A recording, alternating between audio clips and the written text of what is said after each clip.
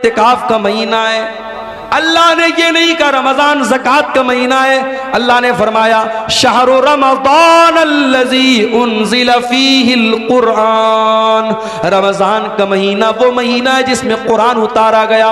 हुदल लिन्नास, और ये कुरान सारी मानवता के लिए मार्गदर्शन का काम करता है, सारी इंसानियत को सच्चाई का रास्ता दिखाता है। हुदल लिन्नास व बय्यिनातिम मिनल हुदा वल फुरकान, और कुरान की आयतें सच्चाई को खोल खोल के बयान कर देती हैं, हक और बातिल को खोल खोल के बयान कर देती हैं। पता ये चला कि कुरान वो रमजान वो महीना है जिसमें कुरान उतरा था। अच्छा, अब एक सवाल ये पैदा होता है कि कुरान तो इकट्ठा नहीं उतरा, कुरान तो अल्लाह के नबी के ऊपर थोड़ा थोड़ा 23 साल में उतरा, तो फिर इसका क्या मतलब है कि कुरान रमजान के महीने में उतरा? तो इसको भी नोट कर लो कि कुरान दो तरीके से उतरा है। एक तो कुरान लौहे महफूज से मुकम्मल आसमान दुनिया पर, ये जो आसमान हमको नजर आता है ना, ये जो पहला आसमान है इसका नाम आसमान दुनिया है। दुनिया मतलब करीब, क्योंकि ये आसमान हमसे सबसे ज्यादा करीब है इसलिए इसको आसमान दुनिया कहा जाता है। इसके ऊपर 6 आसमान और हैं।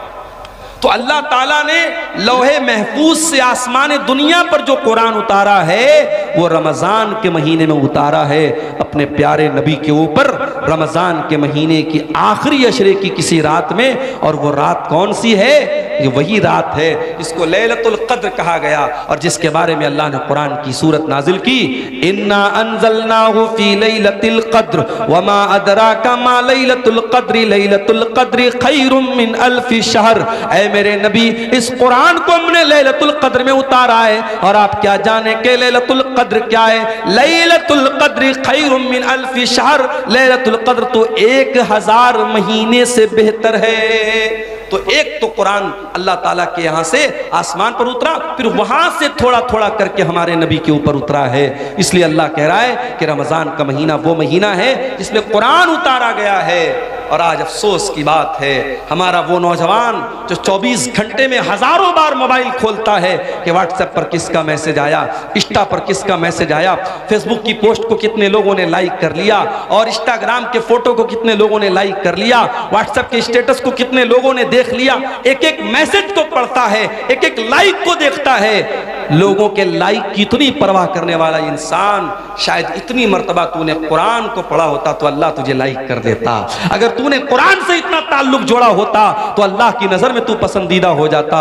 मेरे प्यारे साथियों, आप जिससे मोहब्बत करते हैं उसके मैसेज का इंतजार करते हैं। अगर आप अब्दुल गफ्फार साहब से मोहब्बत करते हैं और आपने उनको मैसेज किया है और आपके मैसेज को उन्होंने ओपन तक नहीं किया, खोला तक नहीं, और आपसे 1 साल के बाद अब्दुल गफ्फार साहब मिले और कहा कि अरे यार क्या हाल चाल है, दोस्ती का आपको जो है दम भरने की कोशिश की और दोस्ती का नाम लिया, तो आप गुस्से में कहेंगे कि अरे भाई जाओ, आप तो इतने बड़े इंसान हैं कि आपने मेरा मैसेज तक खोल के नहीं देखा, आप क्या दोस्ती की बात करते हैं। दुनिया में हम देखते हैं कि दोस्त का मैसेज आता है तो ऐसा नहीं हो सकता कि हम दोस्त भी माने और उसका मैसेज इग्नोर कर दें। मेरे प्यारे साथियों, अल्लाह का कलाम और अल्लाह का मैसेज है ये कुरान, और ये कुरान आज हमारे घरों में गर्द खा रहा है, धूल और मिट्टी खा रहा है। कुरान रखा हुआ है रेशम के कपड़े में लपेटकर, उस कुरान को कभी खोलने की हम कोशिश तक नहीं करते। मेरे प्यारे साथियों, यही वजह है कि हमारे दिल कठोर से कठोर होते चले जा रहे हैं, हमारे दिलों पर ताले लगे हुए हैं। दिल के ताले को अगर खोलना है तो कुरान से अपना ताल्लुक जोड़ लो। मेरे प्यारे साथियों, कुरान कहता फला यतदब्बरूनल कुरान माला कुलूबिन अक़फ़ालुहा, तुम कुरान के ऊपर गौर क्यों नहीं करते? कहीं ऐसा तो नहीं तुम्हारे दिलों के ऊपर ताले लगे हुए हैं? कहीं ऐसा तो नहीं कि तुम्हारे दिल लॉक हो चुके? तुम्हारे दिल का पासवर्ड कुरान है, तुम्हारे दिल का पैटर्न कोड कुरान है, तुम्हारे दिल के लॉक को अनलॉक करने का तरीका कुरान के अंदर गौर करना है। जब तुम कुरान के ऊपर गौर करोगे तो तुम्हारे दिल का लॉक खुल जाएगा। हमारे दिल की क्या हैसियत है? कुरान तो वो किताब है, अल्लाह कहता है लौ अंज़लना हाज़ल कुरान अला जबलिन, इस कुरान को हमने किसी पहाड़ के ऊपर भी उतारा होता, लरअयतहु खाशिअम मुतसद्दिया, तो तुम देखते कि पहाड़ भी अल्लाह के खौफ से रेजा रेजा हो जाता। तरावी पढ़ाने वाले को कितना पैसा देते हो? बाज़ जगहों पर तो साहब मसला लोग पूछते हैं, मौलवी साहब तरावी पढ़ाने वाले को पैसा देना जायज़ है क्या? अच्छा, मतलब तुम ये पूछ रहे हो कि तरावी पढ़ाने वाले को पैसा देना जायज़ है कि नहीं? वो बेचारा पूरे महीने खड़ा होकर के तरावी की नमाज में कुरान पढ़ा रहा और तुम उसको चंद पैसे देते हो, तो मसला पूछ रहे हो कि पैसा देना जायज़ है कि नहीं? शर्म आनी चाहिए और चुल्लू भर पानी में डूब मरना चाहिए। फ्री है, झाड़ू लगाने वाला भी आपके मोहल्ले में आता है तो उसकी तनख्वाह लेता है। ऐ मुसलमान, तूने सबसे हकीर समझा है तो कुरान को समझा है।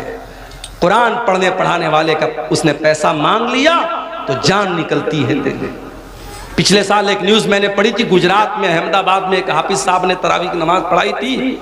उनको वहाँ की जो मस्जिद के मुसल्लियान थे, किसी ने खुश होकर के 4 व्हीलर दे दी थी। 4 व्हीलर की चाबी के साथ हाफिज साहब का फोटो आया। हमारे यहाँ तो लोग सुन करके साहब बेहोश हो जाएंगे, अरे तरावी पढ़ाने वाले को 4 व्हीलर मिल गई। तरावी पढ़ाने वाला, कुरान पढ़ने वाला, कुरान पढ़ाने वाला तुम्हारी नजर में हकीर होगा, मेरे रब की नजर में वो हकीर नहीं है। मेरे प्यारे साथियों, मेरे रब की नजर में कुरान पढ़ाने वाले का इतना ऊंचा मकाम है, नबी की नजर में इतना ऊंचा मकाम है। अल्लाह के नबी फरमाते खैरुकुम मन तअल्लमल कुरान व अल्लमहु, तुम में सबसे बेहतरीन इंसान वो है जो कुरान को पढ़ता है, पढ़ाता है, कुरान को सीखता है, सिखाता है। याद रखो मेरे प्यारे साथियों, आप कब्र में जाएंगे, वहां भी ये कुरान आपके काम आएगा। कब्र में सवाल पूछा जाएगा, मुनकर नकीर सवाल पूछेंगे, मन रब्बू का, तेरा रब कौन है? मन नबियों का, तेरे नबी कौन है? माँ दीनों का, तेरा दीन क्या है? 3 सवाल होगा कब्र में, 3 सवाल होगा। और माफ करना, इन तीनों सवालों का जवाब मैथमेटिक्स की किताबों में नहीं मिलेगा, साइंस और जियोग्राफी की किताबों में नहीं मिलेगा, हिस्ट्री की किताबों में नहीं मिलेगा, भूगोल की किताबों में नहीं मिलेगा। इन तीनों सवालों का जवाब कहां मिलेगा? जब मोमिन सही जवाब देगा, मेरा रब अल्लाह है, मेरे नबी मोहम्मद सल्लल्लाहु अलैहि वसल्लम है, मेरा दीन इस्लाम है, तो फरिश्ता पूछेगा वमा युद्री का, तुझे इन तीनों सवालों का जवाब कैसे पता चला? तो बंदा कहेगा करा तो किताब अल्लाह फ़आमनतु बिही वसद्दक़तु, मैंने कुरान को पढ़ा था, मैं कुरान पर ईमान लाया था, मैंने कुरान को सच माना था, कुरान के जरिए मुझे इन तीनों सवालों का जवाब मिला है। मेरे प्यारे साथियों, ये कुरान कब्र में भी आपके काम आएगा। औलाद के लिए मेहनत करने वालों, अपनी औलाद को सुख देने के लिए हराम की जायदाद पर कब्जा करने वालों, दूसरों की जमीन हड़पने वालों, सूद और ब्याज का पैसा अपने घर में ला करके अपनी औलाद को पालने वालों, तुम भी कान खोल करके सुन लो, कयामत के दिन ये औलाद भी तुम्हारे काम नहीं आएगी, औलाद भी काम नहीं आएगी।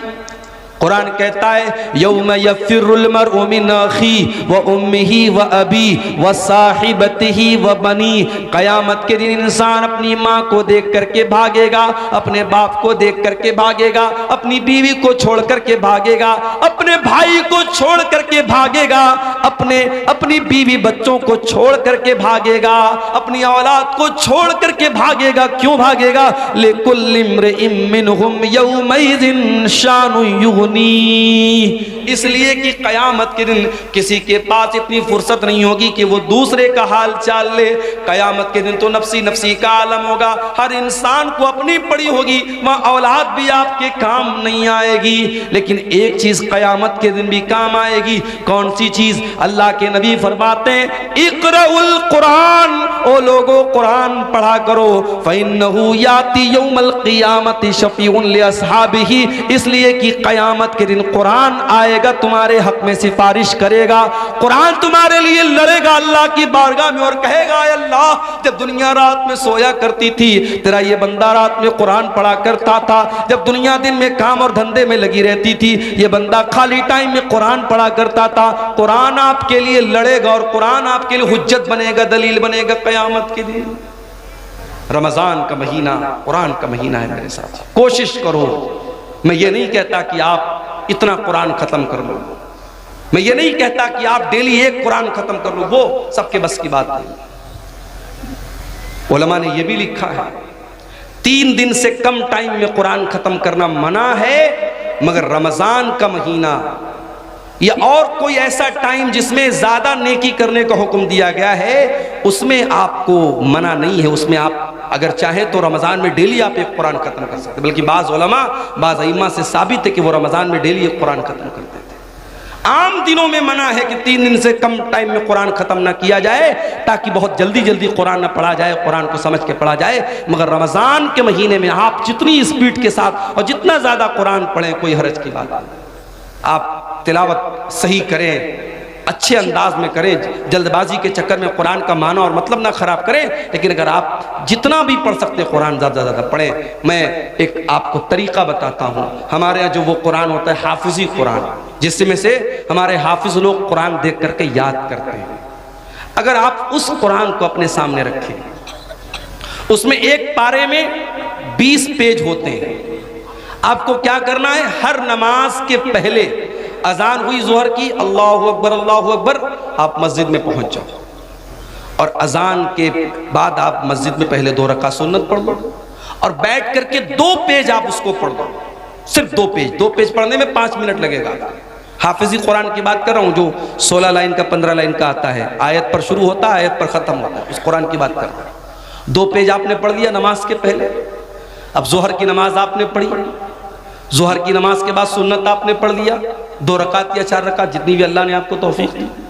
उसके बाद आप बैठे हैं मस्जिद में, अब फिर कुरान खोलिए, 2 पेज और पढ़ लीजिए। 2 पेज नमाज के पहले, 2 पेज नमाज के बाद, 4 पेज हो गए।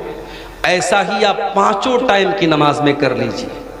सिर्फ इतना कर लीजिए आप रमजान में कि हर नमाज के पहले 2 पेज पढ़ना है, हर नमाज के बाद 2 पेज पढ़ना है।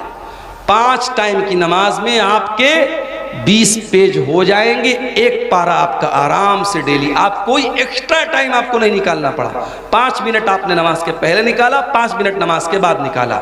आप हर नमाज के बाद इस तरीके से भी करेंगे, एक्स्ट्रा टाइम नहीं भी निकालेंगे, तो कम से कम एक कुरान तो आप रमजान में खत्म कर लेंगे इंशाअल्लाह। ये एक मैं तरीका आपको बता रहा हूं। रमजान कुरान का महीना है मेरे साथियों, तवज्जो दो। और 2 तरीके की तिलावत करो रमजान में। एक तिलावत तो ये वाली कर लो कि बस पढ़ना है, सिर्फ पढ़ोगे तब भी सवाब मिलेगा। और एक तिलावत और करो कि समझ करके पढ़ना है। अल्हम्दुलिल्लाहि रब्बिल आलमीन, अब ये आयत आपने पढ़ी, अब नीचे तर्जमा पढ़ लो। तमाम तारीफें अल्लाह के लिए हैं जो सारे जहान का रब है। फिर हो सके तो कोई तफसीर पढ़ लो, तफसीर इब्ने कसीर आती है उर्दू में, वो देख लो। अहसनुल बयान उर्दू की बहुत अच्छी तफसीर है, उसको देख लो। अगर कोई किताब नहीं पढ़ सकते, मोबाइल पर ऐप आता है तफसीर का, अहसनुल बयान का ऐप भी आता है, ऐप से पढ़ लो। धीरे धीरे एक एक आयत की तफसीर जितना टाइम निकाल सकते हो पढ़ो। कुरान पढ़ने का और कुरान पर गौर करने का महीना है रमजान का। ये 2 काम हमें और आपको करना है मेरे साथ। और आगे बढ़िए। सीमांचल के इलाके में बैठा हूं, जब तक मौलाना अजीजुर रहमान साहब यहाँ आ करके तरन्नुम के साथ बंगला जबान में दुआएं न करें, मदरसे को चंदा नहीं मिलेगा। कई जगहों पर लोगों ने मुझसे कहा, मौलाना आप चंदा कीजिए, मुझे चंदा करना आता नहीं। और मैं वो लंबी लंबी ये जो दुआएं देते हैं दान देने वाले को तरन्नुम के साथ बंगला जबान में, अल्लाह ताला बिल्कुल जन्नतुल फिरदौस में पहुंचा देते, मैं पहुंचा भी नहीं सकता। तो अब ये जो मिजाज हमारा बना है कि जब तक दुआ नहीं करेगा सामने वाला, ऐलान नहीं करेगा माइक से, तब तक हम चंदा नहीं देंगे। ये मिजाज भी बदलने की जरूरत है। जरूरी नहीं है कि हर बात का माइक में ऐलान कराया जाए।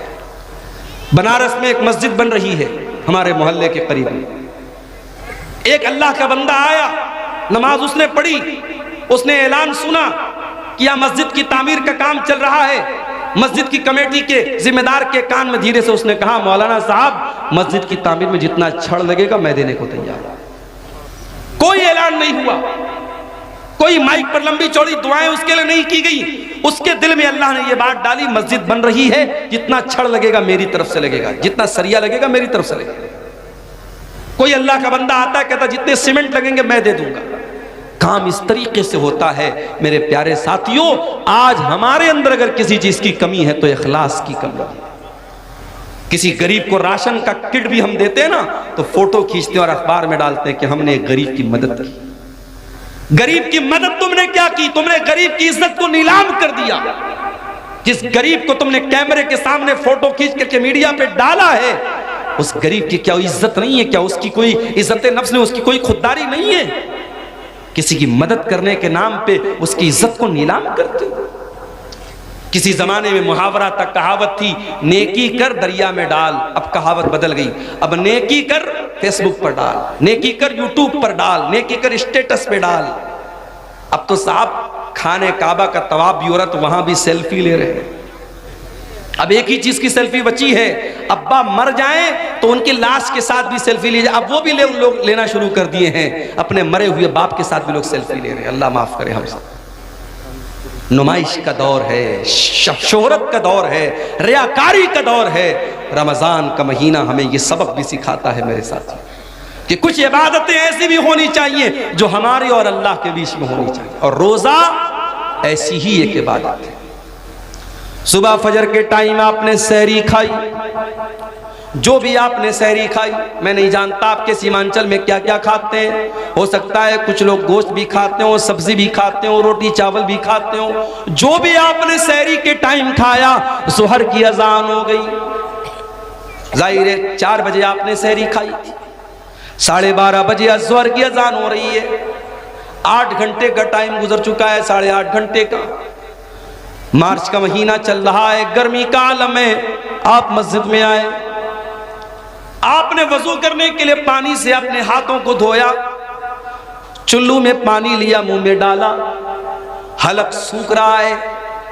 सुबह 4 बजे के बाद आपने पानी नहीं पिया है, हलक सूख रहा है और पानी आपके मुंह में जा चुका है। अगर आप उस पानी के 2-4 कतरे हलक के नीचे उतार लें, वहां तो कोई कैमरा नहीं लगा है, वहां तो कोई कैमरा नहीं लगा है। लेकिन हाँ, एक बात आपसे यह भी कहना चाहूंगा, जिसके दिल में अल्लाह का डर न हो, वो खाने काबा में जाके, मक्का में जाकर के भी वहां पर भी वो गंदा काम करता है।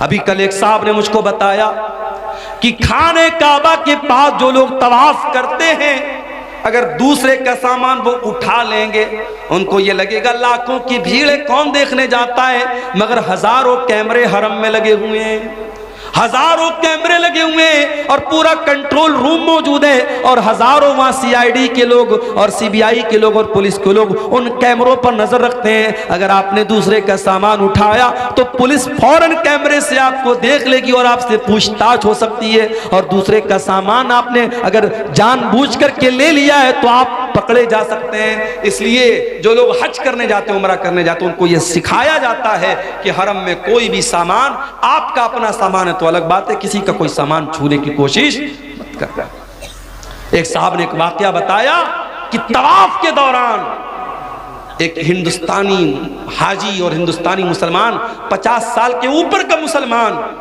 बार बार औरतों को टच कर रहा था।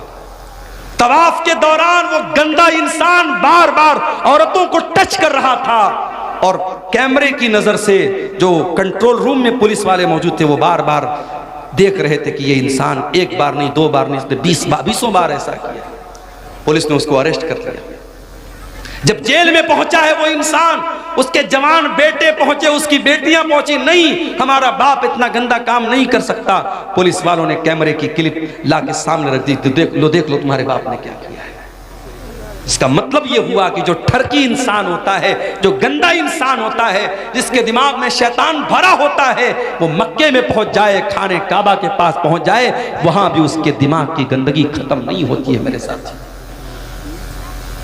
आपको खाने काबा के पास भी इतना गंदा काम करने से अगर कोई चीज रोक सकती है, अल्लाह का डर और अल्लाह का तकवा ही रोक सकता है। और रमजान का रोजा हमें यही सिखाता है मेरे साथ। सुबह 4 बजे हमने सहरी में पानी पिया है, जुहर के वजू में पानी के कतरे मुंह के अंदर जा रहे हैं, 2-4 कतरे हलक के नीचे चले जाएं, कौन देखने जाता है, मगर बंदा 2-4 कतरे भी अपने हलक के नीचे जाने नहीं देता है। क्यों? अल्लाह ताला के हम क्या जवाब देंगे? हमारा रोजा बर्बाद हो जाएगा, हमारे रोजे का कोई मतलब नहीं रह जाएगा। इसीलिए अल्लाह के नबी फरमाते हैं कि अल्लाह ताला कहता है अस्सौमु ली व अना अजज़ी बिही, कि बंदा रोजा मेरे लिए रखता है और उसका बदला मैं ही दूंगा। यदौ तामहु व शराबहु व शहवतहु मिन अजली, बंदा मेरे लिए खाना छोड़ देता है, बंदा मेरे लिए पानी छोड़ देता है, बंदा मेरे लिए शहवत छोड़ देता है। बीवी मौजूद है, बीवी के पास नहीं जाता, खाना मौजूद है, खाना नहीं खाता है, पानी मौजूद है, पानी नहीं पीता है। अल्लाह के लिए रोजा हमें इखलास सिखाता है, रोजा हमें अल्लाह का डर सिखाता है। रोजे से सबसे बड़ा मकसद मेरे प्यारे साथियों यही है कि हमारे दिलों में अल्लाह का तकवा पैदा हो जाए। इसीलिए अल्लाह कुरान के दूसरे पारे में कहता है, या अय्युहल्लज़ीना आमनू कुतिबा अलैकुमुस्सियामु कमा कुतिबा अलल्लज़ीना मिन क़ब्लिकुम लअल्लकुम तत्तक़ून। ऐ ईमान वालो, तुम पर रोजे फर्ज किए गए जिस तरीके से तुमसे पहले के लोगों पर फर्ज किए गए, ताकि तुम मुत्तकी बन जाओ, ताकि तुम्हारे दिलों में अल्लाह का तकवा, अल्लाह का डर पैदा हो जाए। तो रमजान के अंदर तकवा पैदा करो मेरे साथ। और आगे बढ़िए, रमजान के अंदर एक काम हमें और भी करना है। रमजान दुआ का महीना है। कुरान में जहाँ अल्लाह ताला ने रमजान के रोजे का जिक्र किया, वहीं पर फरमाया, वइज़ा सालका इबादी अन्नी फइन्नी करीब। ऐ मेरे नबी, जब मेरे बंदे आपसे मेरे बारे में सवाल करें, उन्हें जवाब दे दो, मैं करीब हूँ, मैं करीब हूँ। उजीबु दावत दाई, मैं दुआ करने वाले की दुआ को सुनता हूँ। शर्त यह है, फल यस्तजीबू ली वल युमिनू बी, कि बंदा मेरी बात माने और मेरे ऊपर ईमान रखे। रमजान दुआ का महीना है मेरे साथियों। जब आप भूखे प्यासे रह करके अल्लाह की बारगाह में हाथ फैलाते हैं, अल्लाह आपकी दुआ को रायगा नहीं करता, अल्लाह आपकी दुआ को लौटाता नहीं है। इसीलिए अल्लाह के नबी फरमाते हैं, सलासु दावतिन ला तुरद, तीन लोगों की दुआ अल्लाह ताला लौटाता नहीं है। दावतुल वालिदिल वलदिही, एक बाप की दुआ, बाप जब अपनी औलाद के हक में दुआ करता, अल्लाह उस दुआ को कभी लौटाता नहीं है। वह दावतुल मुसाफिर, और मुसाफिर की दुआ को अल्लाह ताला लौटाता नहीं है। वह दावतुस साइम, और रोजेदार की दुआ को भी अल्लाह ताला लौटाता नहीं है। रोजे की हालत में मेरे प्यारे साथियों दुआ करो, अपने लिए भी दुआ करो, अपने बच्चों के लिए दुआ करो, अपने माँ बाप के लिए दुआ करो, सारी उम्मत के लिए दुआ करो, मुल्क के हालात के लिए दुआ करो, अपने कारोबार और रोजी रोटी के लिए दुआ करो। और बेहतर यह है कि जो अल्लाह के नबी जो दुआएं करते थे, आप दुआ की कोई किताब ले लो। एक अच्छी सी किताब का नाम मैं आपको बता रहा हूँ, हिस्नुल मुस्लिम, बहुत अच्छी किताब है दुआ की। आप ऑनलाइन भी इसको अपने मोबाइल के प्ले स्टोर में जाके इसको डाउनलोड कर सकते हैं। उसमें छोटी छोटी दुआएं हैं, आप देख के उनको पढ़ लीजिए या याद करके पढ़ लीजिए। दुआओं को रोजे की हालत में खूब कीजिए। रमजान दुआ का महीना है मेरे प्यारे साथी। रमजान सब्र और बर्दाश्त का भी महीना है। आप रोजे की हालत में एक इंसान आपके पास आता है, गाली दे देता है आपको, बुरा भला कह देता है आपको, आप सुबह से कुछ खाए नहीं है, भूखे हैं। और जब इंसान भूखा रहता है तो उसका पारा और हाई हो जाता है, उसका बीपी और बढ़ जाता है, उसको और ज्यादा गुस्सा आने लगता है। होना तो ये चाहिए था कि जब आप रोजे की हालत में हैं और कोई आपको आ करके गाली दे दे, तो होना तो ये चाहिए था कि शरीयत आपको इजाजत दे दे कि आप तो भूखे प्यासे हैं, आप गाली का जवाब गाली से दे सकते हैं, आप गुस्से का जवाब गुस्से से दे सकते हैं। होना तो ये चाहिए था, मगर नहीं। अल्लाह के नबी फरमाते हैं, जब तुम में से कोई रोजे की हालत में हो, अगर कोई गाली गलोच करे, अगर कोई लड़ाई करे, तो गाली के जवाब में गाली न दे, लड़ाई के जवाब में लड़ाई न करे, बल्कि साफ साफ कह दे, इन्नी साइम, मैं रोजे की हालत में हूं, मैं रोजे की हालत में लड़ नहीं सकता। ओ लोगों जो रोजे की हालत में गाली गलोच करते हो, ओ लोगों जो रोजे की हालत में लोगों से लड़ाई झगड़े करते हो, खबरदार खबरदार, तुमने रोजे का मतलब ही नहीं समझा। रोजा सिर्फ खाने से रुकने का नाम नहीं, पानी से रुकने का नाम नहीं। अल्लाह के नबी फरमाते हैं, मल्लम यदा कौल ज़ूर वल अमल बिही, जो झूठी बात को अपनी जबान से निकालता है और झूठी बात पर अमल करता है, फलैसा लिल्लाहि हाजतुन, तो अल्लाह को कोई जरूरत नहीं कि वो अपना खाना छोड़ दे, पानी छोड़ दे। रोजे की हालत में कंट्रोल करो अपने आप को। रोजा हमें कंट्रोल करना सिखाता है, रोजा हमें यह सिखाता है अगर अल्लाह के हुक्म पर हम खाना छोड़ सकते हैं, पानी छोड़ सकते हैं, बीवी हलाल है बीवी को के करीब नहीं जाते, खाना हलाल है खाना नहीं खाते, पानी हलाल है पानी नहीं पीते, अगर अल्लाह के हुक्म पर हलाल छोड़ सकते हैं तो बीड़ी पीने वालों तुम बीड़ी क्यों नहीं छोड़ सकते, सिगरेट पीने वालों तुम सिगरेट क्यों नहीं छोड़ सकते, तंबाकू खाने वालों तुम तंबाकू क्यों नहीं छोड़ सकते, ओ शराब पीने वालों तुम शराब क्यों नहीं छोड़ सकते। जब अल्लाह के हुक्म पर एक महीने के तुम हलाल छोड़ सकते हो तो जो चीजें हराम है, जो चीजें नुकसानदेह हैं, जो चीजें तुम्हारी सेहत के लिए हानिकारक हैं, जो तुम्हारे शरीर को नष्ट कर रही हैं, बर्बाद कर रही हैं, वो गुटखा, वो खैनी, वो तंबाकू, वो सिगरेट, वो बीड़ी तुम क्यों नहीं छोड़ सकते हो।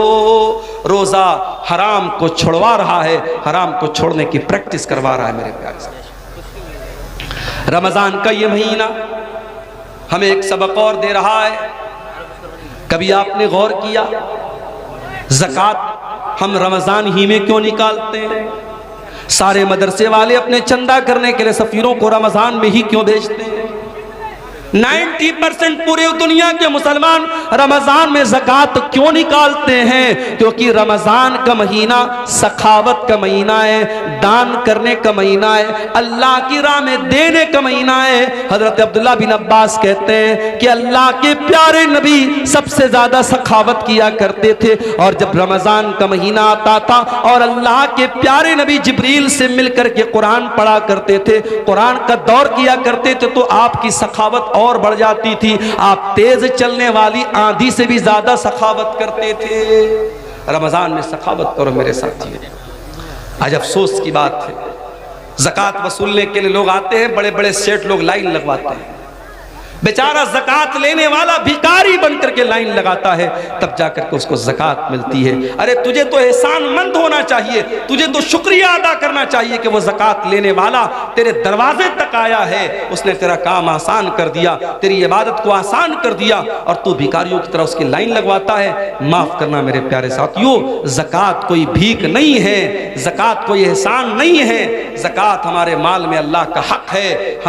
हम जो माल कमाते हैं उस माल की, हमारे माल पर 2.5% जो ज़कात हम देते हैं वो माल में अल्लाह का हक है। और रमज़ान में हमें कोशिश ये करनी चाहिए कि अपने माल की ज़कात हम निकाल दें, और ज़कात के अलावा भी हम सदका खैरात करें, क्योंकि हमारे प्यारे नबी सल्लल्लाहु अलैहि वसल्लम इस महीने में कसरत से सदका और खैरात किया करते थे। रमज़ान का ये महीना एक सबक हमें और भी देता है। दुनिया में करोड़ों लोग ऐसे हैं जिनको दोनों टाइम का खाना नसीब नहीं होता।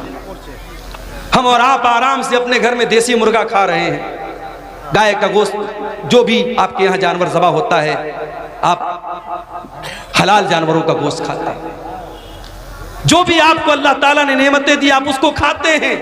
लेकिन दुनिया में करोड़ों इंसान ऐसे हैं जो भूखे और प्यासे रहते हैं, उनके पास खाने को खाना नहीं। मेरे प्यारे साथियों, रमज़ान का महीना वो महीना है जिस महीने में आप 13-14 घंटे भूखे रहते हैं। अमीर को भी भूखा रहना है, गरीब को भी रहना है, करोड़पति को भी रहना है, और एक सामान्य आदमी को भी रहना है। ये रमज़ान में भूखे रह करके आपको ये सबक सिखाया जाता है कि ऐ मेरे बंदो, तुम तो अपनी मर्जी से भूखे हो, तुम्हारे पास खाना है तब भी तुम नहीं खाते हो, तुम्हारे पास पीने को चीज़ें तब भी तुम नहीं पीते हो। इस दुनिया में करोड़ों लोग ऐसे हैं जो मजबूरी की वजह से भूखे रहते हैं, उनके पास कोई चीज़ नहीं कि वो खा सके, वो बेचारे न खाने को कुछ है न पानी को कुछ। रमजान के इस महीने में जब आप दस्तरखान पर तरह तरह की चीजों को खाने के लिए बैठा करो मेरे साथियों, तो आप फलस्तीन के शहर गाजा के अपने उन भाइयों को याद कर लेना, जब हेलीकॉप्टर से खाने की किटें उनको फेंकी जाती हैं, उनके छोटे छोटे बच्चे खुश हो जाते हैं। 3 दिन बाद 4 दिन बाद उनको खाने को कुछ मिल जाता है। मेरे प्यारे साथियों, वो भी तो आपके मुसलमान भाई हैं, वो भी तो आपके कलमा गो भाई हैं, इसी धरती पर रहते हैं। उनके घरों को तबाह कर दिया गया, उनके कारोबारों को बर्बाद कर दिया गया, उनकी दुकानों पर बुलडोजर चला दिया गया। उन अपने गरीब और मजबूर भाइयों को याद करने का महीना है रमजान का महीना। उन भूखों की भूख का एहसास हमको दिलाता है, और ये एहसास होता है कि अल्लाह हम तो अपनी मर्जी से भूखे हैं, ये तो बेचारे मजबूरी में भूखे हैं। उन भूखों को खाना खिलाने की फिक्र करने का जज्बा रमज़ान हमारे अंदर पैदा करता है। इसीलिए अल्लाह के प्यारे नबी ने रमज़ान के महीने में रोज़ेदार को इफ्तार कराने की बहुत फजीलत बयान की और आपने कहा मन फत्तर साइमन, जो किसी रोज़ेदार को इफ्तार कराता है तो जितना रोज़ा रखने वाले को सवाब मिलेगा उतना ही इफ्तार कराने वाले को सवाब मिलेगा। मेरे प्यारे साथियों, रमज़ान में हमने साउथ इंडिया में देखा कि लोग रात रात भर सहरी खिला रहे हैं, इफ्तार का इंतजाम करा रहे हैं। हरम के अंदर आप कभी रमज़ान में आपको उम्रा करने का मौका मिले, आप जाके देखिए, कहीं पे बिस्किट बट रहा है, कहीं पे केक बट रहा है, कहीं पे खजूर बट रही है, कहीं पे जमजम बट रहा है। कितने अल्लाह के बंदे करोड़पति लोग हैं, वो लोगों को बांट रहे हैं कि रोज़ेदारों के इफ्तार में मेरा भी पैसा शामिल हो जाए, रोज़ेदार के हलक में मेरे भी खाने पीने की चीज़ें पहुंच जाएं। मेरे प्यारे साथियों, ये जज्बा रमज़ान हमें अपने अंदर पैदा करने की, हमें जज्बा हमारे अंदर पैदा करता है। और आखिरी बात मेरे प्यारे साथियों, रमज़ान का महीना हमें अपने अंदर चेंजिंग लाने का सबक देता है। जैसे ही रमज़ान का महीना आएगा हमारी ज़िंदगी चेंज हो जाएगी। ऐसे आम तौर से जो लोग फजर में भी उठते हैं, वो फजर में उठते हैं, नमाज पढ़ते हैं, लेकिन रमज़ान के महीने में आप फजर से भी 1 घंटा पहले उठते हैं, ब्रश करते हैं, बाथरूम जाते हैं, उसके बाद आप बैठ करके सहरी करते हैं, फिर दिन में आपकी आदत है 11 महीने आप दोपहर का खाना खाते हैं, सुबह 10 बजे नाश्ता करते हैं। रमज़ान के महीने में कोई नाश्ता नहीं, कोई दोपहर का खाना नहीं, सुबह सहरी आपने खाई, फिर डायरेक्ट आप इफ्तार के टाइम खाते हैं। सोने का टाइम बदल गया, खाने का टाइम बदल गया। रमजान में 1 महीने के लिए जिंदगी बदल जाती है। सबक ये मिला कि अगर हम अपने आप को बदलना चाहें तो बहुत कुछ बदल सकते हैं। मेरे प्यारे साथियों, शायर कहता है, खुदा ने आज तक उस कौम की हालत नहीं बदली, न हो जिसको ख्याल खुद अपनी हालत के बदलने का। अगर कौम के हालात को बदलना है, अगर मिल्लत के हालात को बदलना है, तो रमजान का महीना एक सबक दे रहा है कि 1 महीने के लिए अगर अपने टाइम टेबल को हम बदल सकते हैं तो हम कौम और मिल्लत के हालात को भी मेरे साथियों बदल सकते हैं। सवालात कुछ आए हैं, क्या नापाकी की हालत में सहरी खा सकते हैं? अगर रात में इंसान नापाक हुआ है और उसी हालत में फजर की अजान हो गई, उसी हालत में फजर की अजान हो गई, कोई हरज की बात नहीं है। उसी हालत में सहरी खा लिया, कोई हरज की बात नहीं। लेकिन अगर नापाक हुआ है और फजर की अजान हो गई तो जल्दी से जाकर के गुस्ल कर ले ताकि जमात से नमाज पढ़े। अगर कोई इंसान नापाकी की हालत में रह जाता है और जानबूझ करके फजर की नमाज छोड़ देता है और फिर सुबह सो करके उठता है 9 बजे 10 बजे और फिर नहा धो के नमाज पढ़ता है, तो ये गलत है और ये सही नहीं है। नमाज को टाइम पर पढ़ना है। आपका रोज़ा सही हो जाएगा अगर आप नापाकी की हालत में सहरी करते हैं, मगर जमात से नमाज फ़र्ज है, उसको इंसान को नहीं छोड़ना चाहिए। इसलिए अगर कोई जनाबत की हालत में है तो जल्दी से गुस्ल कर ले ताकि जमात से नमाज पढ़ सके। क्या बिना सहरी खाए रोज़ा रख सकते हैं? बिना सहरी खाए नफिल रोज़ा तो रख ही सकते हैं। रमज़ान का रोज़ा भी रख सकते हैं, मगर एक शर्त है कि रात में आप ये नियत करके सोए हों कि हाँ मुझे कल सुबह रोज़ा रखना है। नफिल रोज़े में नियत ज़रूरी नहीं है। नफिल रोज़े में आप फजर के टाइम अगर उठे, अजान हो गई, आपके दिल में इरादा पैदा हुआ कि आज मैं रोज़ा रख लेता हूँ, सहरी नहीं खाई आपने फजर के बाद नियत कर ली, आप नफिल रोज़ा रख सकते हैं। मगर रमज़ान में रात ही में आपको दिल में ये इरादा करना पड़ेगा कि हाँ मुझे कल रोज़ा रखना। अगर ये इरादा करके आप सोए थे और सुबह आपकी नींद नहीं खुल पाई सहरी में, तो बगैर सहरी के भी आपका रोज़ा हो जाएगा। रोज़े की हालत में थूक निगलना कैसा है? ऑटोमेटिक नेचुरली तौर पे अगर कुछ थूक आपका हलक के अंदर चला जाता है तो कोई हरज की बात नहीं, लेकिन जानबूझ के अपने मुंह में ढेर सारा थूक बनाना और उसको निगलना, ये मुनासिब बात नहीं। ये जो है अखलाक के भी खिलाफ बात है। ऐसा नहीं करना चाहिए। बहरहाल उससे रोज़ा तो नहीं टूटेगा, मगर ऐसा करना ठीक नहीं है। क्या रोज़ेदार रोज़े की हालत में बीवी का बोसा ले सकते हैं? ले सकते हैं, मगर एक शर्त के साथ कि इंसान को अपने ऊपर कंट्रोल हो। पता लगा कि बीवी का बोसा लेने गया और नापाक हो गया तो मसला हो जाएगा। फिर वो एक रोज़ा ही नहीं जाएगा, उसको 60 रोज़ा रखना पड़ जाएगा, या 60 मिस्किनों को खाना खिलाना पड़ जाएगा, या लगातार 2 महीना उसको रोज़ा रखना पड़ेगा, तो वो बहुत भारी पड़ जाएगा। इसलिए जो इंसान अपने नफ्स पर कंट्रोल कर सकता है उसको इस बात की इजाज़त दी जा सकती है, इससे रोज़ा नहीं टूटता है। ठीक है। जो शख्स किसी बीमारी की हालत में रोज़ा न रख सके तो उसका क्या मसला होगा? अगर बीमारी ऐसी है कि आज बीमारी है कल ठीक हो जाएगी तो उसको तो कज़ा करना है। लेकिन बीमारी ऐसी है कि अब ठीक नहीं होगी, जैसे शुगर हो गया, टीबी हो गई, अब ये तो ठीक होना बहुत मुश्किल है, तो ऐसा इंसान जिसकी बीमारी लाइलाज है या अब उम्र के साथ रहेगी वो बीमारी, तो ऐसा इंसान अगर रोज़ा नहीं रख पा रहा है तो हर रोज़े के बदले एक मिस्कीन को खाना खिलाएगा। एक मिस्कीन को 2 टाइम का खाना उसको खिलाना रहेगा। बेहतर यह कि खाना खिला दे या 2 टाइम के खाने का जो अनाज है वो अनाज दे दे। अगर अनाज देने में भी कोई प्रॉब्लम है तब बहुत मजबूरी की हालत में उसका पैसा दे सकता है, वरना शरीयत में इताम का लफ्ज़ आया, खाना खिलाने का लफ्ज़ आया है तो खाना ही देना चाहिए या खाने की जगह अनाज देना चाहिए। रोज़े की हालत में गुल या कोई नशावर चीज़ों का इस्तेमाल करना कैसा? बिल्कुल गलत है। रोज़ा जब आप जायज़ चीज़ों को छोड़ रहे हैं तो भाई गुल क्यों नहीं छोड़ रहे हैं आप? कोई कह रहा है कि साहब हम गुल इसलिए करते हैं पेट साफ होता है, अरे भाई किसी और चीज़ से साफ कर लो अपना पेट, गुल से मत साफ करो। और गुल एक ऐसी चीज़ होती है कि कुछ ना कुछ उसका असर मुंह के अंदर महसूस होता है। तो रोज़े की हालत बहुत, अगर आपकी मजबूरी है तो आप सुबह सहरी के पहले जो है यानी फजर के पहले आप कर लीजिए, वो भी उस सूरत में जब गुल के अंदर नशा ना हो। अगर गुल के अंदर किसी तरीके का नशा है तो रोज़े के पहले या रोज़े के बाद में या रोज़े की हालत में किसी भी सूरत में वो सही नहीं है। रोज़े की हालत में अगर कोई शख्स अपनी बीवी से हम बिस्तरी कर ले तो वो क्या करे? जानबूझ करके अगर ऐसा करता है तो रोज़े की का उसको कफ़ारा देना पड़ेगा। कफ़ारा क्या है? लगातार 60 दिन जो है वो रोज़ा रखे। अगर उसकी ताकत नहीं है तो 60 मिस्कीनों को खाना खिलाए। अगर कोई मुसलमान किसी गैर मुस्लिम को रूम किराए पे दे दी और उसमें मूर्ति रखकर मूर्ति की पूजा करे तो क्या ये सही है? अब जब आपने गैर मुस्लिम को दिया है तो आपको सोच समझ के देना चाहिए। आपने दिया है तो आप मना तो नहीं कर सकते। गैर मुस्लिम है तो अपनी तो पूजा करेगा ही। लेकिन बहरहाल आप अगर ये शर्त लगा दे कि भाई देखो ठीक है हम तुमको दुकान के लिए दे रहे हैं मगर इसमें पूजा पाठ मत करो, अगर ये शर्त लगा सकते हैं और सामने वाला इस शर्त पर अमल कर सकता है तो अच्छी बात है। लेकिन अगर ये शर्त लगाए बगैर आपने दिया है और वो कर रहा है तो आप कैसे रोक पाएंगे? इसलिए कुरान की आयत है कि बुराई के कामों में एक दूसरे की मदद मत करो।